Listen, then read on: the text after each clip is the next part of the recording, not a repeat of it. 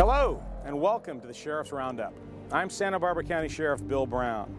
The Sheriff's Roundup is a quarterly wrap-up of just some of the significant events that have occurred during the past few months at the Sheriff's Office. It's also a great way to show you more of what we do on a daily basis to keep our citizens safe. For this edition of the Roundup, we're coming to you from the Santa Barbara County Jail, which was constructed in 1971 and now, along with the adjacent medium security facility, currently houses about 1,000 inmates on any given day. With an operation this large, it takes a great team of dedicated people to run our jail safely and efficiently. So it's a great responsibility to carry or wear a badge, and I know that each of you are going to take that seriously. On September 30th, 17 new custody deputies were sworn in at a special hiring ceremony held at the Sheriff's Training Bureau. This is the largest batch of new custody deputies our agency has ever sworn in all at once. Getting to this point wasn't easy. The pool of applicants started at 500, and after a vigorous selection and comprehensive background process, only 17 made the final cut. All 20 of these new custody deputies will go to a 10-week core training academy to help prepare them for their new custodial careers. Once they complete the academy, they will be honored at a traditional graduation ceremony. On June 27th, before a room full of family and friends, 8 custody deputies who completed the core academy received their certificates of completion and recited the Law Enforcement Code of Ethics. Maintain courageous calm in the face of danger, scorn, or ridicule.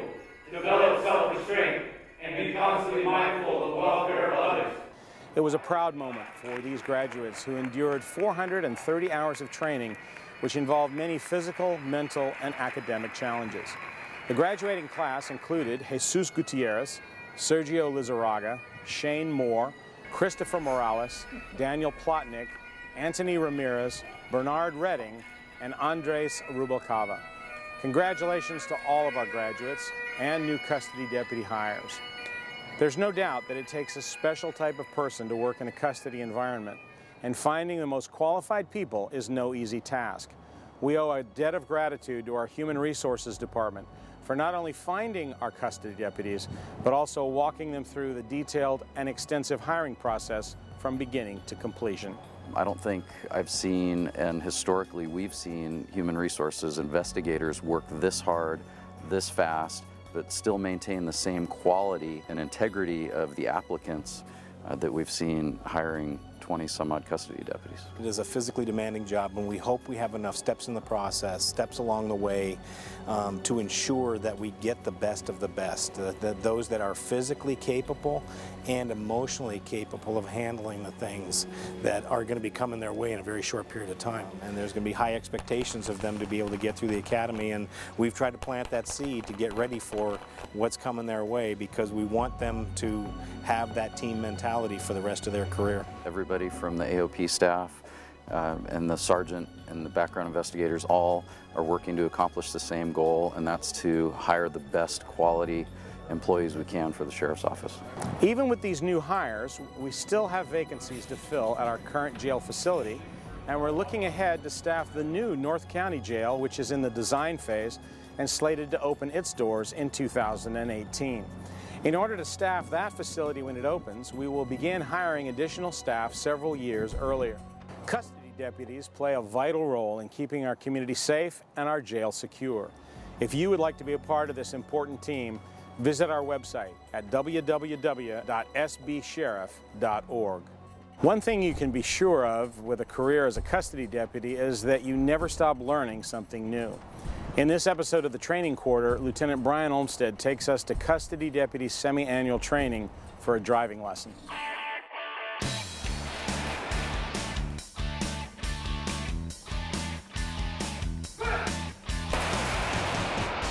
The Training Bureau was tasked by the department for a couple different learning modules for custody deputies.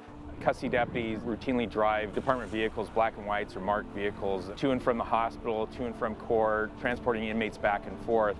And so the department wanted custody deputies to learn safe driving habits and also the laws regarding Code 3 driving. We broke it down into further sections, one section being the skid car, It has an additional 4 set of wheels that lifts and lowers the vehicle where it takes weight off the primary tires, where it enables the instructor to remove traction from different parts of the vehicle, whether it's the front part of the vehicle or the rear part of the vehicle. You could simulate black ice or wet surface or sandy surface, depending on how much traction you want to put on the primary wheels. Basically, the driver just has to drive the pattern and then try to recover out of the spin. The next module is collision avoidance, and it's set up to where the student drives in a straight line towards 3 lanes. The instructor will call out left, center, or right. Left. The driver, the student, has to steer one of those lanes without putting on the brakes, and it demonstrates that we can do quick changes, lane changes, to avoid someone running out in the street without spinning the car out. With this course, we go 35 miles or less, and as you get closer, even though 35 miles doesn't seem that fast, they have a short time to react, and then they have to brake to avoid hitting the cones. And then the last module that the custody deputies will be doing today is actually on law enforcement driving simulators. And that's where they'll get the lecture on the rules pertaining to Code 3 driving, driving with lights and siren, and what they can and can't do when they have their lights on. One of the better ways to demonstrate that after the lecture is using the driving simulators, because it allows us to go through and actually we can work through mistakes without damaging vehicles, crashing into anyone else, and closing down a whole city area or a couple blocks to do the exercises. Even though the simulators aren't quite like driving a regular vehicle, the motion and all that, what it does help in is decision making. As everyone knows, a lot of liability involves driving a vehicle, and especially when we're driving a county vehicle. This is one thing that the training does. It makes us safer drivers, it limits the liability to the department, and it protects everyone as a whole. Thanks to Lieutenant Olmsted and everyone at the Training Bureau for keeping our custody deputies and all of our sworn staff prepared for all situations. The Sheriff's narcotic enforcement teams have been very busy the past several months conducting marijuana eradication operations. This year for 2013, the eradication season's been underway for several months. So far we've eradicated just under 70,000 plants and probably a little over 200 pounds of processed marijuana as well. Typically we find a lot of the backcountry grows from helicopter overflights. A lot of times people kind of wonder, why is it significant or important that we do this? The illegal marijuana grows, are very dangerous, not only to law enforcement, but the general public. So the growers that occupy these grows are armed all the time. I can think of very few occasions when we've gone into a grow that we didn't either find firearms or indications that the growers have firearms with them at the time. A lot of those tips and stuff come in from hikers, people, the general public, people out hunting. So they're running across these guys that are out there, and these guys are armed. It's significant to them to defend their crop, because we're talking about several hundreds of thousands of dollars, even for a grow that's, only a few thousand plants. And they don't make money unless they bring that crop out. So it's worth it to them to either scare people away or do what they need to do to be able to facilitate that grow all the way to the end. And we locate these grows everywhere in the county. This year we've been to the farthest back reaches of the Cuyama Valley, all the way to the Gaviota Coast, and above Montecito, all the way down above Carpinteria. Just recently we conducted an operation up in the Happy Canyon area. Again, a citizen tip came in. We went out and we eventually were able to locate the grow over the course of a day, set up surveillance on it. The terrain really lent itself to maybe doing an operation. We could stealthily get into the grow to apprehend some people. And that's what we did. There were 2 people located in the grow that we were able to take into custody. I was able to attend a marijuana conference where you talk about the state trends throughout the state, and what we were finding was that we weren't finding the large grows of 10,000 to 20,000 plants that we'd seen in years past, but we were finding several 2,000 to 5,000 plant grows. So they had, changed their tactics up a little bit. We've kind of also had to adapt and adjust our tactics. We're broadening our search over several canyons, because these guys have demonstrated in the past the ability to run, water line from a natural spring, over a mile, over several canyons to an area where you wouldn't think that there's any natural water. And they also do a great deal of damage to the environment. They'll divert the natural waterways, dam them up to supply the grows with water. They'll bring in a lot of pesticides, fertilizers. All those chemicals that are ending up in these grows wash right out, right into the waterway, and that comes right down into our natural drinking water sources and, eventually into the ocean. Thank you to all of our narcotics investigators and to all of our local, state, and federal partners that work together to help us eradicate these large-scale, illegal marijuana cultivations from both public and private lands. There's also a multi-agency collaborative effort underway to crack down on the recent increase in ponga boat activity that we've seen here on our Central Coast. On September 13th, members of the California National Guard spotted a ponga coming ashore on Arroyo Quemada Beach. When sheriff's deputies, including the Special Enforcement Team and canine units, arrived, the suspects took off, running in different directions, and many were found hiding in the bushes. 14 people were arrested and more than 2,000 pounds of marijuana were seized. Several hours later, 4 more suspects were found near the scene and arrested. The criminal case has been turned over to Homeland Security investigations. The ponga takedown is a great example of how federal, state, and local agencies are coming together to address this ongoing issue. A dozen local law enforcement agencies working together in the Avoid the 12 campaign once again came together this summer to crack down on the number of people who are driving under the influence of drugs or alcohol. From August 16th through Labor Day, through the use of sobriety checkpoints and increased saturation patrols, the Avoid the 12 team arrested 171 individuals for driving under the influence of alcohol and drugs. The number is up from 164 arrests in 2012. Tragically, 3 deaths were attributed to DUI drivers this year during that time period in our county, as compared to none the year before. Motorists are encouraged to call 911 immediately if they see a driver who may be impaired. The Avoid the 12 team will be out in force again during the Halloween and Thanksgiving holidays. Sheriff's detectives are looking into a possible lead in the more than 30-year-old unsolved original Night Stalker murder case. They're asking for the public's assistance to find out who worked on a construction site in Goleta back in 1979. Investigators discovered that the strip mall section at 5801 Calle Real and the Long's Drugstore at 5875 Calle Real would have been completed and painted around the time the original Night Stalker committed one of 2 double homicides in Goleta, in close proximity to the construction sites. Investigators are looking into the possibility that the serial killer might have worked on the construction sites, possibly as a painter. Paint flakes were also discovered at one of the double homicide scenes in Irvine and were connected to 2 of the rapes that the suspect committed in the Sacramento area. The original Night Stalker, who started off being called the East Area Rapist, is believed responsible for 10 murders and more than 50 rapes. If you have any information on this case, you're asked to call the Sheriff's Criminal Investigations Bureau at 805-681-4150, or to leave an anonymous tip, you can call 805-681-4171. Our gang enforcement team has also been extremely active in the last few months. On July 25th, gang detectives tracked a Santa Maria gang member who had escaped from parole and was wanted by authorities to an RV park in Buellton. This is the Santa Barbara County Sheriff's Department. Anybody else inside the trailer come out now? The Sheriff's Special Enforcement Team surrounded a cabin in the park where 33-year-old Arturo Renteria was hiding out with his girlfriend, who was also on parole and had a warrant out for her arrest. Both came out with their hands up and were arrested without incident. Renteria was booked on drug and firearm-related charges.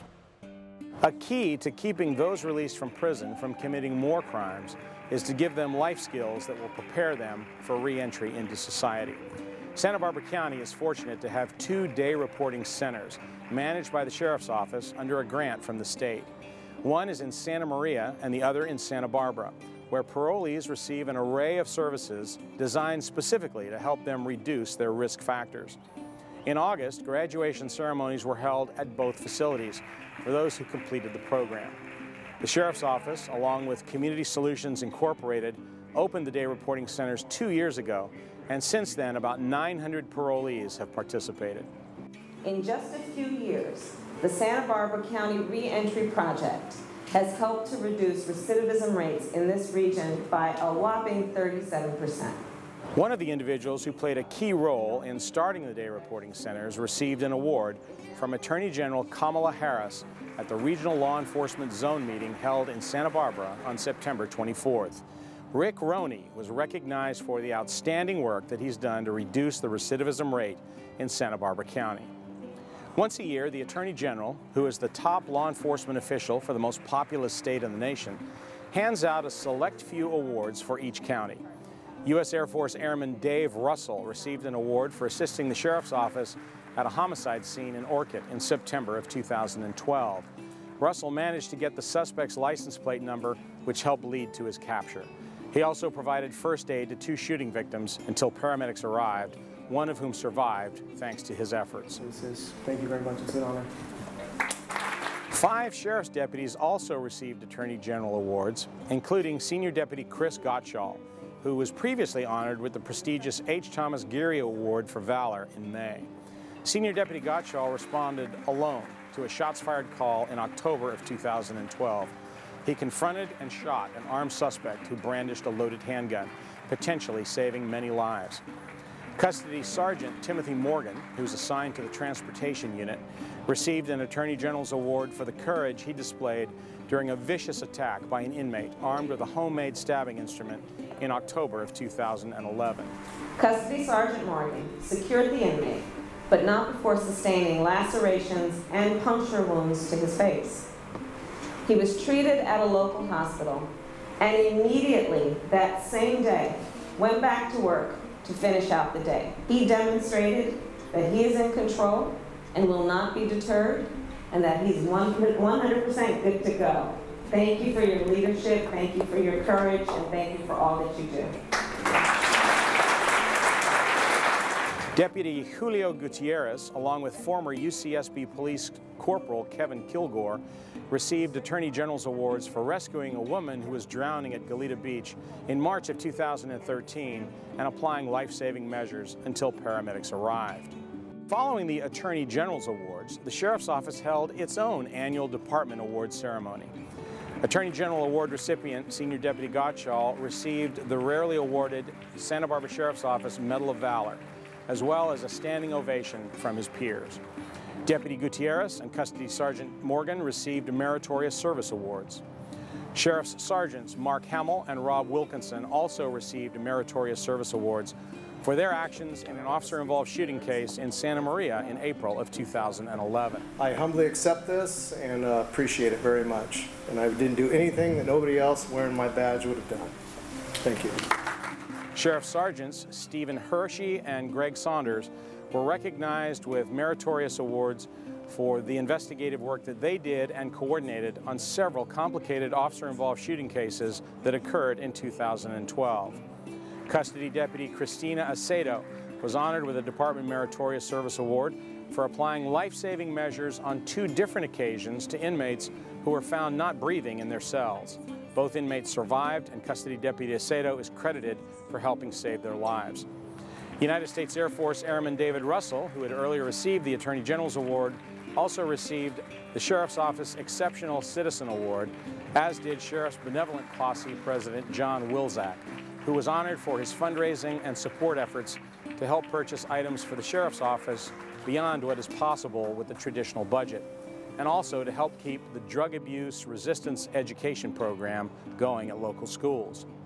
We thank the Benevolent Posse for all they do and for hosting the luncheon at the Department Awards ceremony. The Sheriff's Unit Citation Award, which is given to a subunit within the Sheriff's Office for its outstanding collective work, was awarded this year to Public Safety Dispatch. In 2012, dispatchers handled approximately 284,000 calls, and on a typical day dispatched over 500 calls for law enforcement, fire, and emergency medical services.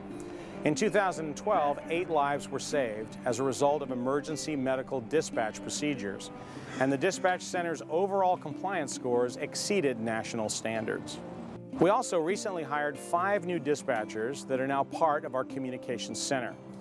They are Danielle Green, Matthew Payne, Dawn Porter, Extra Help Dispatcher Daniel Lopez, and Christy Suarez, who was given her welcome ceremony at Cottage Hospital, where her dad, Detective Mark Suarez, was being prepped for surgery.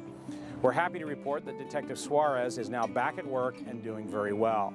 We also welcomed a new forensic technician, William Hansen, to the Sheriff's family, and we'd like to also congratulate Sergeant Brad Welsh and Lieutenant Sean O'Grady for their recent promotions.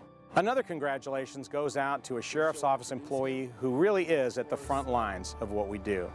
Administrative professional Karen Kozak, who answers about 200 telephone calls a day at the front desk, received the Santa Barbara County Employee of the Month Award at a packed Santa Barbara County Board of Supervisors meeting in August. Her son, 12-year-old Kevin, expressed his pride at seeing his mom receive this recognition. My mom really deserves this reward since she's always been loving and kind to me, and she's been a great mommy. Karen Kozak started with the Sheriff's Office as an explorer when she was 18, and she became a reserve deputy sheriff at age 20.